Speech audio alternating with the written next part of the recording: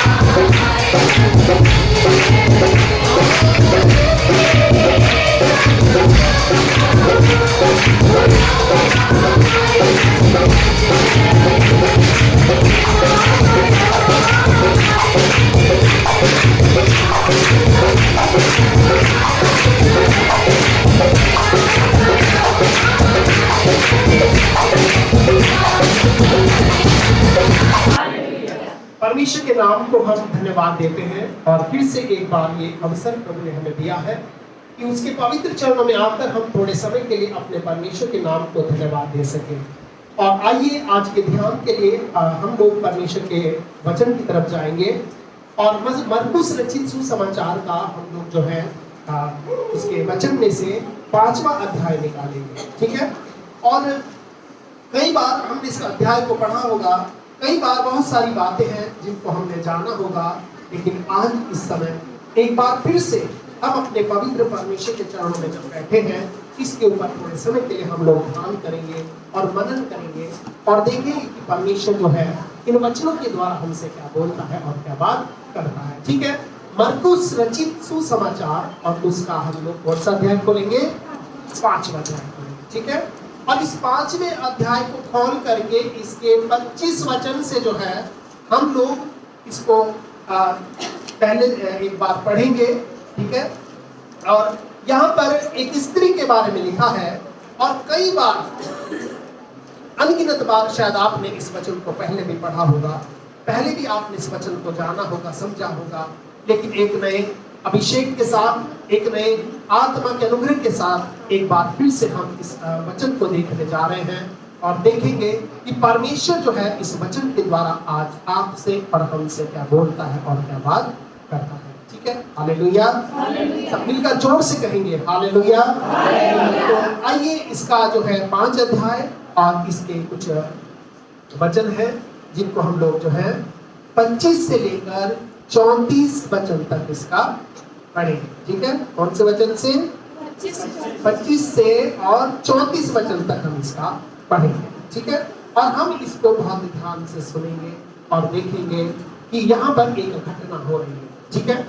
इस अध्याय के अंदर जो है खास तौर से जो है कुछ बहुत ही अजीब तरह की घटना है और ये घटना जो है ये इस तरह की है कि इसमें सबसे पहले परमेश्वर प्रभु यीशु मसीह जो है दुनिया में जब थे तो वो एक काम करते हैं कि इस 5वें अध्याय में वो एक जगह पर आ जाते हैं। कौन सी जगह है? गेरासेनियों का एक क्षेत्र है और इस जगह पर आने के लिए, इस जगह पर पहुंचने के लिए, क्योंकि यीशु मसीह इस जगह पर एक बहुत बड़ा काम करने के लिए जा रहा था। सबसे पहली बात, इस जगह पर यीशु मसीह एक ऐसे व्यक्ति को ठीक करने जा रहा था कि जो एक तरह से मेंटल था, पागल था, दुष्ट आत्माओं से ग्रस्त था। और वो व्यक्ति क्या था? कब्रों में रहा करता था और वो जो है एक तरह से सेपरेटेड था, परिवार से बिल्कुल अलग रहता था।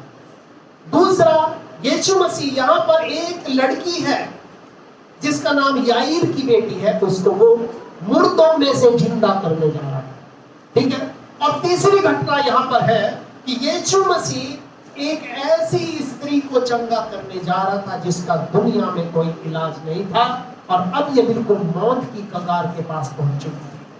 तो 3 तरह से हम यहाँ पर यीशु मसीह की हीलिंग को देखते हैं। सबसे पहली जो हीलिंग थी वो क्या थी? एक मेंटल पेशेंट था। कैसा था? दुनिया की नजरों में कैसा पेशेंट है वो?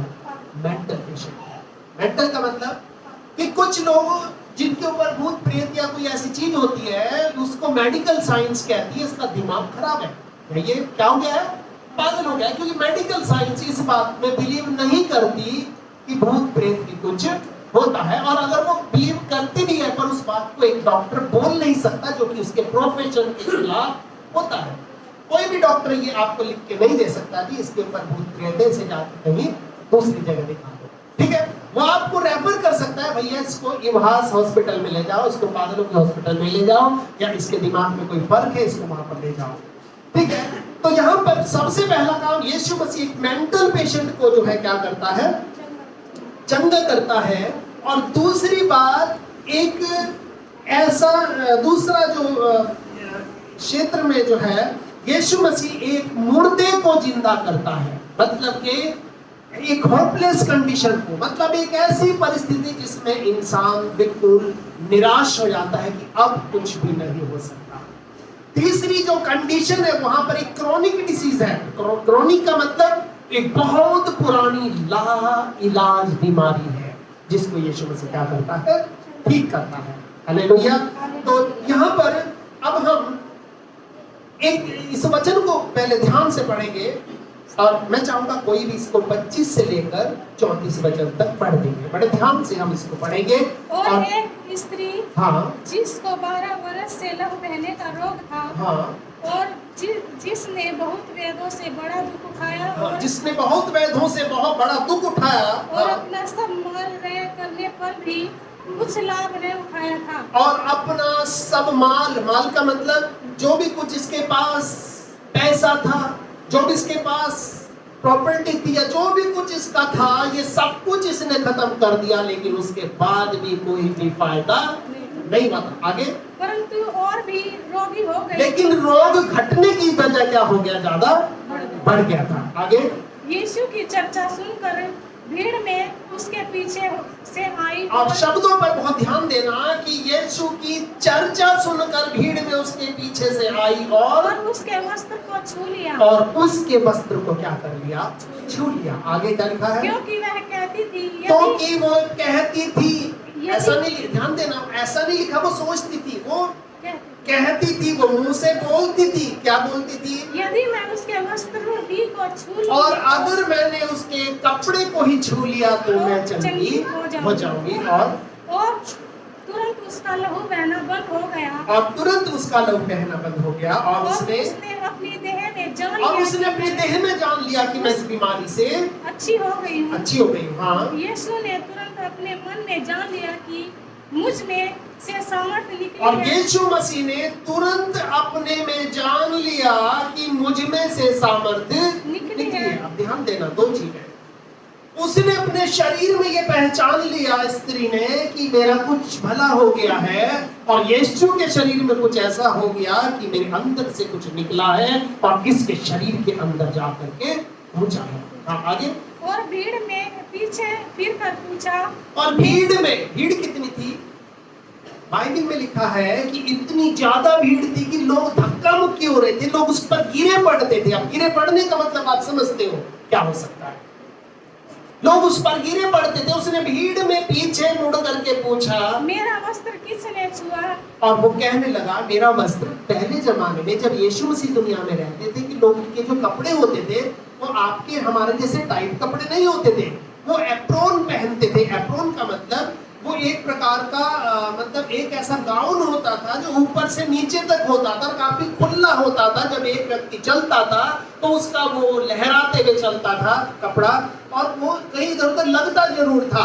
मतलब कि अब इतनी बड़ी भीड़ है, लोग धक्का मुक्की हो रहे हैं, एक दूसरे के ऊपर गिर पड़े, लेकिन यीशु एक सवाल करता है कि मेरा वस्त्र किसने छुआ। आगे क्या लिखा है, उसके चेलों ने उससे कहा, और उसके चेले क्या ने उससे कहा, चेले क्या है, चेले इस समय दुखी हो गए। कैसे दुखी हो गए भाई, एक आदमी को बचाते बचाते, भाई हट जा जरा, हट जाओ जरा, हट जाओ जरा। आप समझते हो जब एक भीड़ जा रही है, आपने किसी नेता को देखा होगा, नेता के साथ कई बार आपने देखा होगा, सबसे पहले प्रेस वाले जो होते हैं, प्रेस वाले किसको बोलते हैं, बाइबल के जमाने में ये लोग तमाशबीन होते थे। कौन होते थे, तमाशबीन समझते हो, तमाशा देखने वाले, जो तमाशा देखते हैं।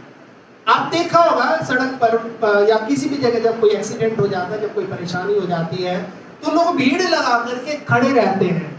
क्या करते हैं? खड़े रहते हैं। ये नहीं कि कोई से गोद में उठा के बेचारा गिरा पड़ा है थोड़ा सा बैठा दे, कोई ये काम नहीं करेगा। कोई 100 में से या 50 में से एक व्यक्ति होता है जो मदद के हाथ को अपनी उसकी तरफ बढ़ाता है, लेकिन सलाह वाले वहां पे मुंह बहुत सारे खुलते रहते हैं।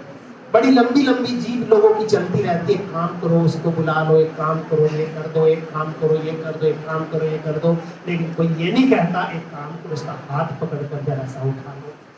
हालेलुया। तो यहाँ पर एक ऐसी परिस्थिति है, बहुत सारी भीड़ यीशु के पीछे है और यीशु मसीह एक नेता के जैसे जा रहा है। नेता के मतलब जैसे बॉडीगार्ड साथ में होते, यीशु के साथ में ये 12 चेले थे, ठीक है। और ये 12 चेले जो थे, जिसमें यूहन्ना और याकूब, ये 2 चेले ऐसे थे जो साइड में रहते थे। इसके कहां रहते थे? साइड में रहते। और क्योंकि ये दोनों चेले जो थे ये बड़े लड़ाका थे, ये बड़े गुस्से वाले थे। हमें कैसे पता चलेगा ये गुस्से वाले थे? अगर आप लूका का 9 अध्याय पढ़ेंगे तो वहां पर यीशु मसीह सामरिया गांव में जाना था और वो कह रहा था कि भाई ऐसा करो कि आप वहां पर जाओ और जरा थोड़ा सा मेरे लिए वहां पे रास्ता बना के आओ, क्योंकि सामरी जो क्षेत्र था वहां पे यहूदियों का जाना अलाउड नहीं था, क्योंकि सामरी और यहूदियों में बड़ा मतभेद चलता था, ठीक है। तो इसलिए उन्होंने उस यीशु को मना कर दिया, नहीं कि हम नहीं घुसने देंगे अपने एरिया के अंदर। तो कौन था? यूहन्ना और याकूब।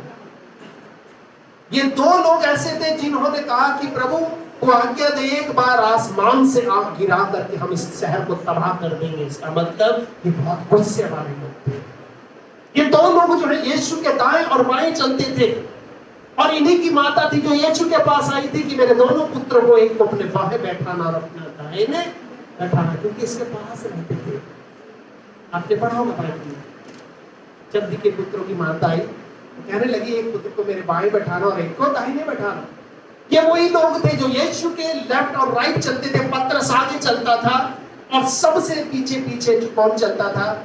नतानिएल चलता था, जो भीड़ में जरा पीछे रहता था, ठीक है। तो सब चेलों के अलग अलग गुण थे, लेकिन यीशु मसीह ने सभी को अपने पास रखा और इन सब के चारों तरफ देखभाल करता हुआ यहूदा इस्करियोती चलता था। कहीं से कोई पैसे तो नहीं दे रहा है यीशु को, उसके पास क्या रहती थी? चंदे की। वो सबकी नजर रखता था और वो थोड़ा बहुत अपना इकट्ठा कर लेता था और बाद में साइड होकर के थोड़ा सा उसमें से निकाल लिया करता था। इसका मतलब यीशु मसीह के साथ एक टीम चलती थी और यीशु मसीह ने पीछे मुड़ करके देखा, मुझे किसने छुआ, और चेले 31 वचन में क्या लिखा है? इस पर उसके चेलों ने कहा, क्या कहा? तू क्या देखता है कि भीड़ तुझ पर गिरी पड़ती है? और चेले क्या कह रहे हैं? उनके कहने के सेंस को देखो, क्या तू क्या देखता है, मतलब क्या दिखाई नहीं दे रहा है? तू क्या देखता है? इंग्लिश में लिखा है डोंट यू सी, मुझे दिख नहीं रहा है कि भीड़ तुझ पर गिरी पड़ती है और तू कहता है कि किसने मुझे छुआ? भीड़ तो तेरे ऊपर गिरी पड़ रही है और तू कह रहा है कि मुझे किसने छुआ। मतलब दिमाग ठीक है तेरा? दिख नहीं रहा है? इतने सारे लोग तेरे ऊपर गिरे पड़ रहे हैं और ये सारे चेले इस समय मार्था के उसमें आ गए थे। मार्था की स्पिरिट समझते हो ना? गुरु तुझे दिख नहीं रहा है, मेरी बहन ने मुझे काम करने के लिए अकेला अंदर छोड़ दिया है और ये बैठी यहाँ पर तेरे पास में वचनों को सुन रही है। इसका मतलब कि कई बार यीशु के चेले इतने इरिटेट हो जाते थे और भीड़ को संभालते संभालते संभालते क्या हो गया, ये खुद परेशान हो गए, खुद ये दिमाग से क्या हो गए, मेंटल हो गए और ये कहने लगे तुझे दिख नहीं रहा, भीड़ तुझ पर गिरी पड़ती, तू कह रहा है कि मेरा वस्त्र किसने छुआ। तब उसने उसे देखने के लिए जिसने ये काम किया था चारों तरफ क्या करी? दृष्टि की। आगे क्या लिखा है? तब वो स्त्री ये जानकर मेरी कैसी भलाई हुई है, डरती और कांपती हुई आई और उसके पांव पर गिरकर उसने सब हाल सच सच कह दिया। आगे क्या लिखा है? उसने उससे कहा पुत्री तेरे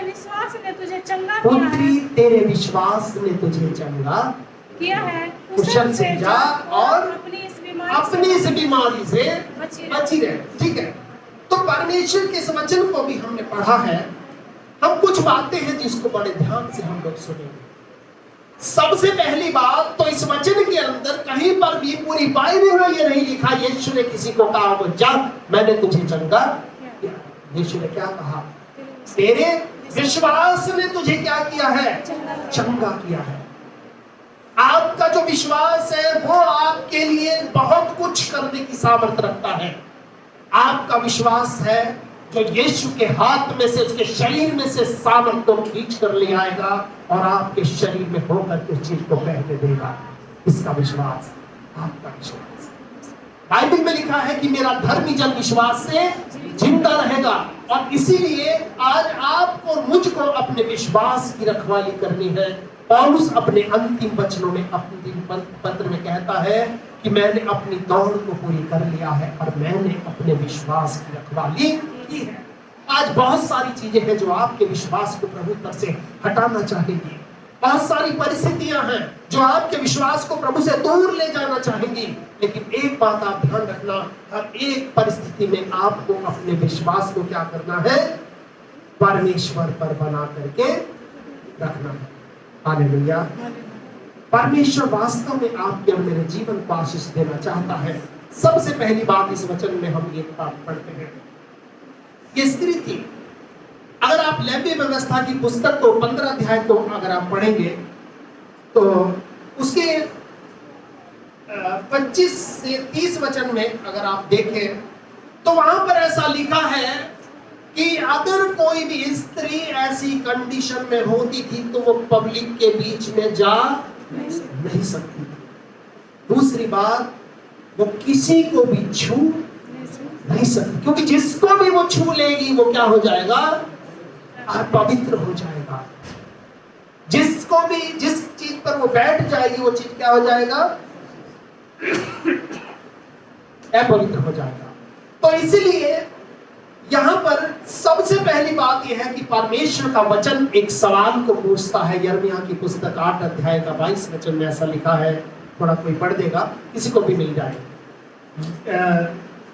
यिर्मयाह की पुस्तक 8 अध्याय और उसके 22 वचन में ऐसा लिखा है, सॉरी 21 से पढ़ेंगे। परमेश्वर आपके और मेरे हर एक दुख को जानता है, हर एक पीड़ा को जानता है, हर एक परेशानी को परमेश्वर आपकी और मेरी जानता है। 21 वचन में क्या लिखा है? अपने लोगों के दुख से मैं भी दुखित हुआ। कि अपने लोगों के दुखों से मैं भी क्या हुआ? दुखित हुआ। आप ये मत सोचो कि आपके साथ कोई दुख है तो परमेश्वर उसमें दुखी नहीं है। अपने लोगों के दुख से मैं भी दुखी हूं, पर समस्या कहां पर आ रही है? समस्या विश्वास पर आ रही है कि मेरे लोग मुझ पर विश्वास नहीं करते, मेरे लोग मुझ पर भरोसा नहीं करते। क्योंकि बाइबल में लिखा है अगर हम प्रभु के पास चले तो हमें आंख बंद करके चलना है कि प्रभु ये नाव तेरी है, चलाने वाला भी तू है, ये समुद्र भी तेरा है, तूफान आएगा तो वो भी तेरा है, अगर मर गया तो भी तेरे पास आना है, जिंदा रहा तो भी तेरे साथ रहना है। हालेलुया। ऐसी भावना को लेकर अगर हम प्रभु के साथ चलेंगे तो हमारे जीवन में कभी कोई दिक्कत या परेशानी नहीं आएगी। 21 वचन में ध्यान से पढ़ें, क्या लिखा है? कि मैं भी दुखित हुआ। हाँ। मैं शोक का पहरावा पहने हुए अति अचंभे में डूबा हूँ। हाँ, मैं शोक का पहरावा पहने हुए। पहरावे का मतलब कि अगर तू दुखी है तो समझो मेरा पहरावा भी मतलब कि इस तरह का है। आपको पता है अगर कोई आजकल एक ड्रेस चलती है, बड़े बड़े घरों में आप जाएंगे, अगर कोई डेथ हो जाती है, कोई बात, तो लोग सफेद कपड़े पहनकर उनके घरों में जाते हैं और शोक को मनाते हैं। ठीक है। कुछ देशों में ऐसा होता है कि अगर कोई डेथ हो जाती है तो लोग काले कपड़े पहन करके उस शोक को मनाते हैं। ठीक है। अगर कोई दुखद घटना हो जाती है देश में, लोग काली पट्टी लगाकर अपने शोक को क्या करते हैं? प्रकट करते हैं। बिल्कुल इसी तरह से ये पहरावा जो है, ये पहरावा यीशु मसीह ने पहन रखा था, जिस पहरावे को इसको क्या करना था? छूना था। हालेलुया। आगे प्रभु का वचन एक सवाल करता है। 22 वचन को बड़े ध्यान से पढ़ेंगे। क्या लिखा है? क्या गिलाद देश में कुछ बलसान को क्या कहते हैं? इंग्लिश में लिखा is there no balm in Gilead. Balm समझते हो? बाम क्या होता है? इंग्लिश में बलसान को क्या बोलते हैं? बाम। बाम समझते हो? जब आपके सर में दर्द होता है तो आप क्या लगाते हो? बाम लगाते हो। क्या गिलाद देश में कोई बलसान नहीं की औषधि नहीं, कि बलसान की औषधि नहीं, क्या उसमें कोई या वैद नहीं? उसमें कोई वैद नहीं रहता? यदि है तो मेरे लोगों तो यदि है तो फिर मेरे लोगों के घाव क्यों चंगे नहीं हुए? नहीं हुए? हालेलुया।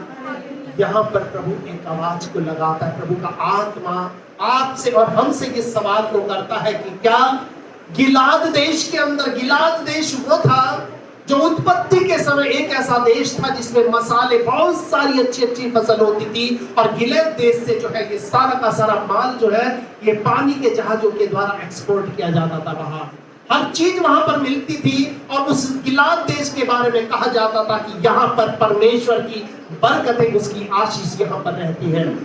और ये गिलाद देश क्या है? ये गिलाद देश परमेश्वर की उपस्थिति है। ये गिलाद देश वो जगह है जो प्रभु की कलीसियाएं हैं। इन कलीसियाओं के अंदर प्रभु का वचन कहता है क्या गिलाद देश के अंदर कोई औषधि नहीं है, या गिलाद देश के अंदर कोई बाम नहीं है, या वहां पर कोई वैद नहीं रहता? अगर है तो मेरे लोगों के घाव चंगे क्यों नहीं हुए?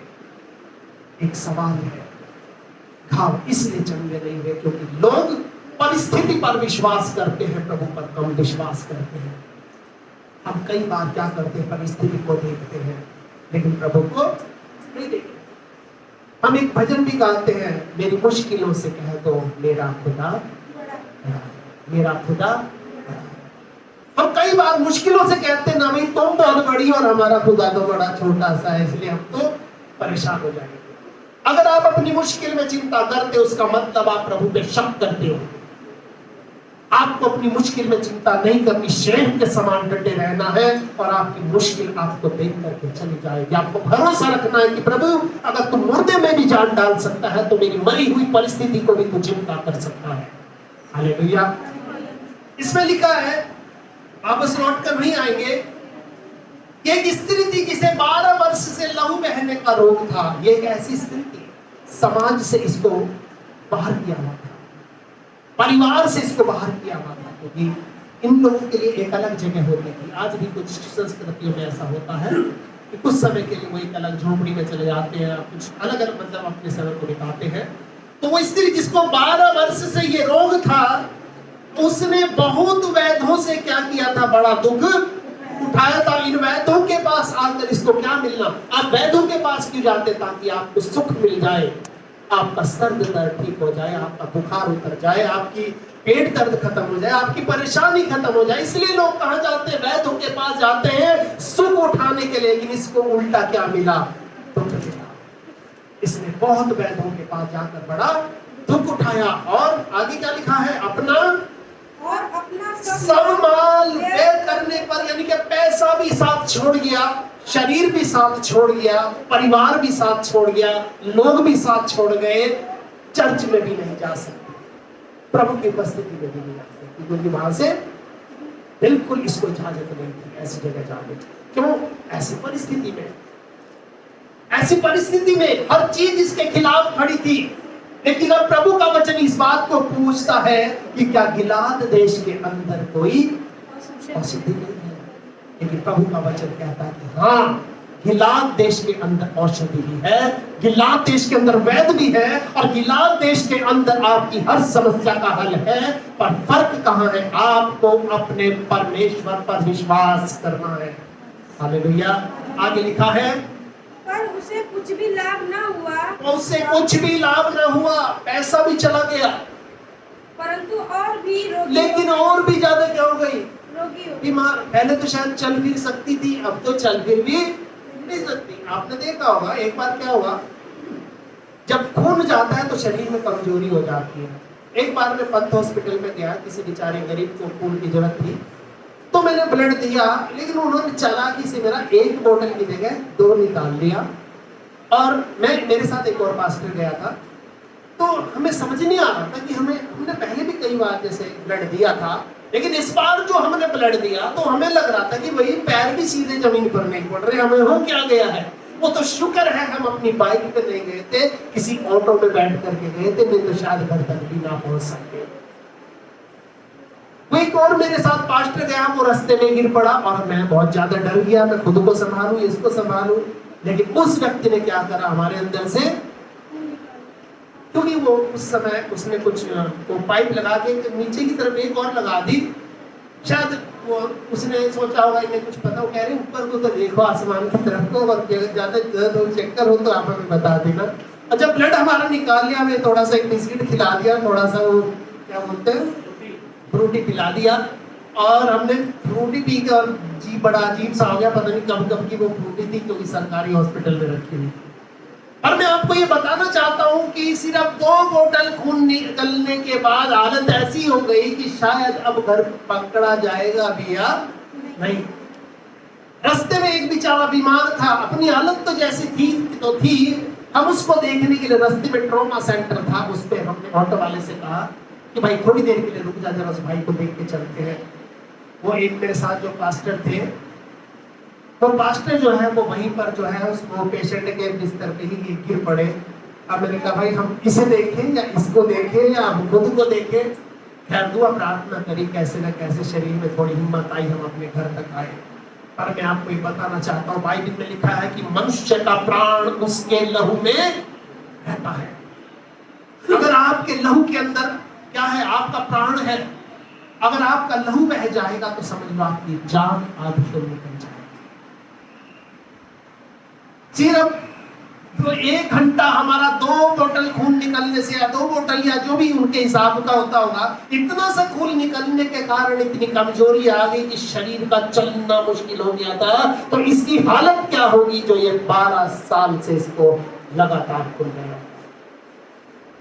और बाइबल में लिखा है सब कुछ इसने अपना खर्च कर दिया। ध्यान रखना, जब बीमारी आती है आपका सब कुछ लेकर के चली जाती है, कुछ भी बाकी नहीं छोड़ती। मैंने बहुत सारे लोगों को देखा है कि बीमारियों में बहुत कुछ उनका चला जाता है। कई लोगों की प्रॉपर्टी बिक जाती है, कई लोगों का बहुत बड़ा बड़ा नुकसान हो जाता है। क्यों? बीमारी के कारण। क्योंकि इंसान को जरूरी समझते हैं, फिर वो दौलत को जरूरी नहीं समझते। पूरे जीवन भर इंसान मेहनत करता है, कमाता है, और उसके बाद जब उसका आराम करने का या उसको दौलत का इस्तेमाल करने का टाइम आता है तो उस समय बीमारी में उसका सारा पैसा चला जाता है। ये बिल्कुल वैसे होता है जैसे कोई भंडारा खाने गया हो, अंदर भंडारा खत्म हो जाए, बाहर उसकी चप्पल चोरी हो जाए, यानी कि अंदर से भी गया और बाहर से भी। बात समझ में आई? ना तो अंदर का है ना बाहर का है। तो यहाँ पर एक ऐसी हालत इसकी होगी, पैसा भी खत्म, लोग भी चले गए, सब हर एक चीज इसके पास से खत्म होगी। लेकिन ऐसी परिस्थिति में भी क्या हुआ, थोड़ा सा आगे का वचन पढ़ेंगे। क्या लिखा है? वह यीशु की चर्चा सुनकर, क्या सुनकर? चर्चा सुनकर। और चर्चा क्या हुई थी? चर्चा कहाँ होती थी? चर्चा किसकी होती है? चर्चा करने वाले वो लोग थे जिनके जीवन में प्रभु का काम हुआ था, जिनकी आंखों ने प्रभु के चमत्कारों को देखा था। आपको पता है जब गली में, मोहल्ले में, समाज में कुछ अचंभे का काम होता है तो घर घर में उसकी चर्चा होती है। आज आपके और मेरे जीवन के अंदर हम इस बात को ध्यान रखें और देखें। थोड़ा सा एक वचन को हम बाइबल में से पढ़ेंगे, ठीक है? लूका 4:37 कोई पढ़ देगा? 4:37। और परमेश्वर की आज्ञा भी थी, अगर आप व्यवस्था विवरण 6:7 कोई पढ़ देगा। एक तो 4:37 पढ़ेंगे, ठीक है? ध्यान से। हाँ। सो चारों ओर हर जगह उसकी धूम मच गई। हाँ, क्या मच गई? चारों ओर धूम मच गई। और इंग्लिश में लिखा है कि उसकी चर्चा फैल गई। धूम मचना, चर्चा फैल जाना। और एक जगह एक ऐसा है, चर्चा, हाँ, चर्चा होने लगी। एक जगह लिखा है, आपकी पुरानी बाइबल होगी, उसमें लिखा है धूम मच गई। और धूम मचने का मतलब बहुत जगह उसका नाम चला गया। और एक जगह लिखा है चर्चा फैल गई, और एक जगह लिखा है कि उसका नाम पूरी जगह पर फैल गया। और ध्यान रखना, मोहल्ले में, गली में, समाज में जब कुछ नया हो जाता है उसकी चर्चा घर घर में होने लगती है। ऐसी ही चर्चा इसके कानों में पड़ी होगी। यीशु नाम का एक व्यक्ति है, यीशु लोगों को चंगाई देता है, वो पैसे नहीं लेता, वो बीमारियों को शिफा करता है, वो लोगों को चंगाई देता है। और इसके कान में ये चर्चा गई क्योंकि ये मजबूरी में थी। और ध्यान रखना, आप और मैं जब आप अपने घरों में रहते हैं तो किस चीज की आवाज आपके घरों में से आती है? कई बार टीवी सीरियल की आवाज आती है, कई बार कुछ गानों की आवाज लोगों के घरों में से आती है, कई बार अलग अलग तरह की आवाजें आपके घरों में से आती हैं। पर मैं आपको बताऊं, आपके घरों में से यीशु के वचनों की आवाज आनी चाहिए। हालेलुया। ताकि लोगों को पता चल जाए कि यीशु मसीह के नाम में क्या है? चंगाई है, यीशु के नाम में आनंद है, यीशु के नाम में शांति है। और ये चर्चा सुन करके, बाइबल में लिखा है कि विश्वास सुनने से और सुनना मसीह के वचन से होता है। कहां लिखा है? रोमियो के 10:17 में लिखा है कि विश्वास सुनने से और सुनना मसीह के वचन से होता है। जब इसके कान में मसीह के वचन गए तो इसके अंदर विश्वास पैदा हो गया। आगे क्या लिखा है? यीशु की चर्चा सुनकर भीड़ में से उसके पीछे से आई, क्योंकि सामने से जाऊंगी तो शायद कोई पकड़ के मार देगा। चुपचाप जाऊंगी, पीछे से जाऊंगी और उसके क्या और उसके वस्त्र को छू लिया, और उसके वस्त्र को छू लिया। अच्छा, कैसे छू लिया? क्योंकि वो कुछ कहती भी थी। क्या कहती थी? क्योंकि वह कहती थी, हाँ, यदि मैं उसके वस्त्र को ही छू लूंगी। वो कहती थी, उसने अपने मुंह से इस बात को अंगीकार किया, अगर मैं उसके वस्त्र को छू लूंगी तो चंगी हो जाऊंगी। ध्यान रखना, बाइबल में लिखा है नीति वचन 18:21 में कि जीव के वश में जीवन और मृत्यु दोनों होते हैं, और जो इसको इस्तेमाल करना जानता है वो इसके फल को खाएगा। जीव के वश में। तो ये क्या करती थी? कहती थी, आप जो भी कुछ कहते हो उसमें एक सामर्थ होती है, आप जो भी कुछ बोलते हो उसके अंदर एक ताकत होती है। आपकी बोली आपके साथ में बैठे हुए इंसान के मन को उत्साहित भी कर सकती है, आपकी बोली आपके साथ बैठे हुए इंसान के मन को निराश भी कर सकती है। आपकी बातें किसी के इंसान को बना भी सकती है, और आपकी बातें इंसान को किसी को बिगाड़ भी सकती है। प्रभु का वचन कहता है कि वो कहती थी, यदि मैं उसके वस्त्र ही को छू लूंगी तो चंगी हो जाऊंगी। इसके मन में क्या था? विश्वास था। और ये विश्वास कहां से आया? चर्चा सुन करके। आज आपके मेरे घरों में किसकी चर्चा होती है, ये हमें देखना है। अगर हम यीशु की चर्चा करेंगे, यीशु के बारे में कुछ बताएंगे, हो सकता है कुछ कान आज सुनना चाहते हो, कुछ आंखें आज जीवन में देखना चाहते हो, कुछ घरों के अंदर आज परेशान हो, वो सुनना चाहते हो कि कोई है दुनिया में, कोई है जो मेरी आवाज को सुनेगा। बहुत सारी चौखट है जो आज आपके और मेरी इंतजार तो कर रहे हैं। बहुत सारे लोग हैं जो आज ढूंढ रहे हैं, जिनका सब कुछ खत्म हो चुका है। ऐसा भी नहीं है, रिश्ते भी खत्म हो गए, लोग भी चले गए छोड़ करके, अब खुद भी ऐसी हालत में नहीं बचे कि कहीं जा सके। आज दुनिया में कितने लोग ऐसे, अगर आप स्लम में जाओगे, जब वो बीमार पड़ते उनके पास इतने पैसे भी नहीं होते कि ऑटो करके, रिक्शा करके सरकारी हॉस्पिटल तक जा सके। आज आपको मुझको प्रभु ने इतना दिया है कि हम कम से कम अपना पैदल कैसे भी ताकत से अपना डॉक्टर की दुकान पर जा सकते हैं। देखिए, यहाँ पर मैं आपको ये बताना चाहता हूँ, यीशु के वचन में ऐसा लिखा है कि वो कहती थी, यदि मैं उसके वस्त्र को छू लूंगी तो चंगी हो जाऊंगी। और 29 वचन में क्या लिखा? तुरंत उसका लहू बहना बंद हो गया, और उसने अपनी देह में जान लिया कि मैं इस बीमारी से अच्छी हो गई हूँ। आगे यीशु ने तुरंत अपने में जान लिया, और यीशु ने, उसने अपने अंदर, यानी कि काम किसने किया? यीशु ने नहीं किया। किसने किया? इसके विश्वास ने किया। क्या किया? सामर्थ को खींच लिया, सामर्थ को दे दिया। और सामर्थ को देने वाला कौन है? परमेश्वर है, जिसने यीशु के द्वारा होकर इस सामर्थ को इसके शरीर में होकर के बहने दिया। क्योंकि यीशु आपके और मेरे बीच में कौन है? एक बिछुई है, जो परमेश्वर से आपको मुझको मिलाने वाला है। हालेलुया। और जब सामर्थ इसके अंदर आ गई तो क्या हुआ? यीशु ने तुरंत जान लिया, अपने में जान लिया कि मुझमें से, यीशु ने तुरंत जान लिया कि मेरे अंदर से सामर्थ निकली है। और भीड़ में पीछे फिरकर पूछा, मुझे मेरा वस्त्र किसने छुआ? मेरा वस्त्र किसने छुआ?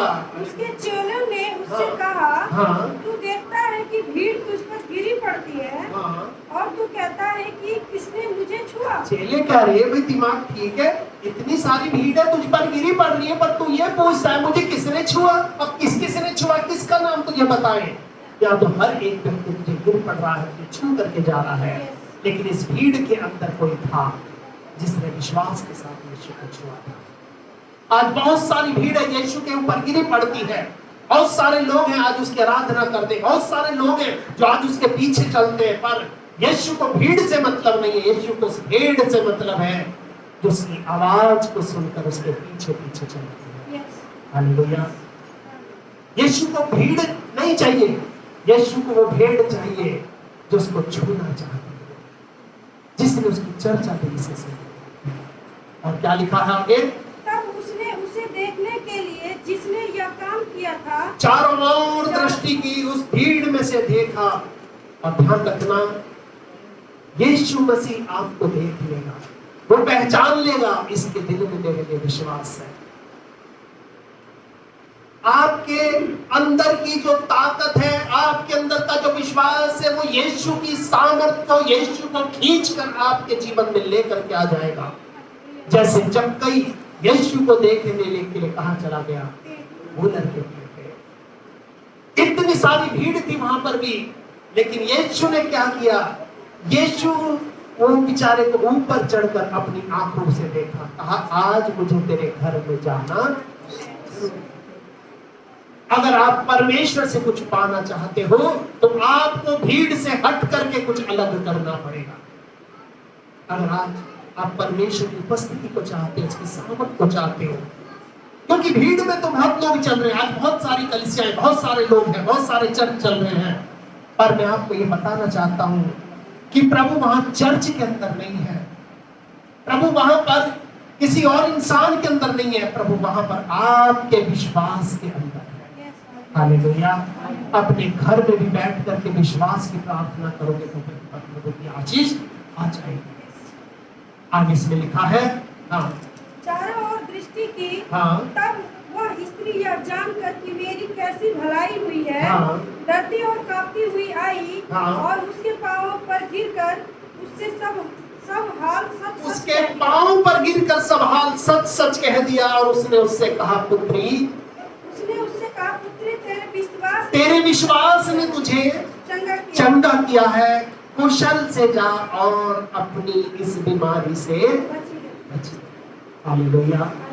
यहाँ पर प्रभु के वचन के अंदर हम एक बात को देखते हैं कि परमेश्वर के स्थान में, उस गिलाद देश के अंदर ऐसा नहीं है कि कोई वैद्य नहीं है, ऐसा नहीं है कि वहां पर कोई बलसान नहीं है, ऐसा नहीं है कि वहां आपके घाव चंगे नहीं हो सकते, लेकिन वहां पर आपके विश्वास को प्रभु चाहता है। आपको भीड़ से थोड़ा हट कर करना है। भीड़ तो बहुत है, रोज आती है, ताली बजाते चले जाते, लेकिन इस पूरी भीड़ में से कोई ना कोई ऐसा होना चाहिए जो विश्वास के साथ प्रभु के पास आए, जो अपनी परिस्थिति को ना देखे, वो सिर्फ प्रभु को देखे। प्रभु, आज तुझे मुझे ये सब देना ही पड़ेगा, आज तुझे मुझे आशीष करना पड़ेगा। और यहाँ इस वचन के अंदर हम देखते हैं, सबसे पहले एक बात हम यहाँ पर परमेश्वर के वचन में से सीखते हैं कि हमारा विश्वास परमेश्वर को लेकर हमारे पास आता है और वो हमारे जीवन को परिवर्तित करके एक अलग दुनिया हमारी बसा देता है। हालेलुया। जो कोई दुनिया में आपके मेरे में नहीं कर सकता। परमेश्वर इस वचन के द्वारा हम सबको आशीष दे। आइए हम सब लोग अपनी आंखों को बंद करेंगे, अपने सरों को हम सर्वशक्तिमान प्रभु के सामने झुकाएंगे और इस समय हम लोग मिल करके प्रार्थना करेंगे। हालेलुया। सर्वशक्तिमान प्रभु परमेश्वर, तेरे वचन के अंदर हमने देखा है कि किस प्रकार से प्रभु जी को अपने लोगों को आशीषित करता है, अपने लोगों को चंगाई देता है, अपने लोगों को तो अपनी बरकत से करता है। तेरा परमेश्वर एक ऐसा इंसान जिसके पास कुछ भी खत्म हो गया, कुछ भी नहीं रहा प्रभु, ऐसा भी नहीं है, लोग भी नहीं है, कोई सहारा देने वाला नहीं है, शरीर भी ऐसा नहीं है कि कहीं उठ करके जा सके, शायद बहुत कमजोर थी, सोचा होगा शायद मरना तो है ही, लेकिन आज यीशु को छू करके ही मरना है। आज दुनिया में भले मेरा आखिरी दिन हो, लेकिन यीशु के पास मैं जरूर से जाऊं। हमने कभी भजन गाया था कि गिरते गिरते मैं आगे बढ़ूंगी, जाके यीशु से सब मैं कहूंगी। हाथ उसको लगाने दो, जाने दो, जाने दो, अब यीशु के पास जाने दो। हाँ प्रभु, तेरे लोग आज अपनी जरूरतों के लिए, अपनी परेशानियों के लिए तेरे पास आए, भीड़ से थोड़ा हट करके करें। क्योंकि प्रभु आज भीड़ तो बहुत कुछ कर रही है, बहुत जगह पर आज भीड़ लगी पड़ी है, लेकिन प्रभु तू भीड़ में नहीं है, तू आंधी में नहीं है, तू तूफान में नहीं है। तू उस जगह पर रहता है जहां पर इंसान अकेला हो जाता है, और जैसे जैसे हर इंसान तेरी तरफ आगे बढ़ता है, वैसे वैसे वो भीड़ उसको छोड़ के चली जाती है, और अंत में वो एक स्थान पर आ जाता है जहां पर तू होता है या सिर्फ वो होता है, और उसके बाद सिर्फ परमेश्वर होता है। हाँ प्रभु जी, यहाँ पर आए हर एक भाई बहन बच्चे बुजुर्ग के लिए मैं प्रार्थना करता हूँ कि जीवन परिवार को अपनी आशीषों से भर दे प्रभु जी, और आज तक जो कुछ इन्होंने नहीं देखा उसे तू उनको दिखा, इनके जीवन में इनके विश्वास को बढ़ा, ये विश्वास के द्वारा प्रभु जी उस चीज को प्राप्त कर ले जो शायद इनके बस की नहीं है। हाँ प्रभु जी, क्योंकि तू हमारे विश्वास के अनुसार हमें आशीष देता है। प्रभु तू कभी ये नहीं कहता कि मैंने तुझे कुछ किया है, तेरा वचन कहता है कि तेरे विश्वास ने तेरे लिए सब कुछ किया है। लाजर मर गया, उसकी बहन से तूने यही कहा था कि अगर तू विश्वास करेगी तो तू परमेश्वर की महिमा को देखेगी। और आप भी अगर आज विश्वास करेंगे किसी भी बात को लेकर, अपनी बीमारी को लेकर, अपनी परेशानी को लेकर, अपने कर्जे को लेकर, अपनी चिंताओं को लेकर, अपने फिक्र को लेकर, तो आप भी अपने जीवन के अंदर परमेश्वर की महिमा को देखने जाएंगे। हालेलुया। हाँ प्रभु, हर एक भाई बहन बच्चे जो भी आज यहाँ पर तेरे चरणों में मौजूद है, इन सबों को तो अपनी आशीषों से भर और अपनी बरकतों को उनके जीवन के अंदर घुमाने दे। प्रभु जब ये वापस अपने घरों को जाते थे, उपस्थिति चलकर इनके साथ इनके घरों में जाए, और जब इनके कदम इनके घरों में पड़ते हैं, वहां पर तेरी उपस्थिति, तेरी सामर्थ्य, तेरी शक्ति का प्रभाव बहने लगे। प्रभु जी हर एक जन को अपनी आशीषों से भरपूर कर, अपनी बरकतों को उनके जीवन में दे, और आने वाले दिनों में ऊंचाई पर उठाकर इन सबको खड़ा कर, और अपनी महिमा और सेवा के लिए प्रभु इन सबों को और भी ज्यादा आप इस्तेमाल करें। हम सारा आदर और महिमा आपको देते हैं, और सब कुछ आपके हाथों में सौंपते हुए धन्यवाद के साथ ये प्रार्थना हम अपने उद्धारकर्ता मुक्तिदाता प्रभु यीशु के पवित्र नाम से मांगते, इसे सुने और ग्रहण करें, और हम सब जो लोग प्रभु के हैं मिल करके कहेंगे आमीन। अब हमारे प्रभु यीशु मसीह का अनुग्रह, पिता परमेश्वर का प्रेम और पवित्र आत्मा की सहभागिता से लेकर हमेशा तक हम सब लोगों के साथ होती रहे। आमीन।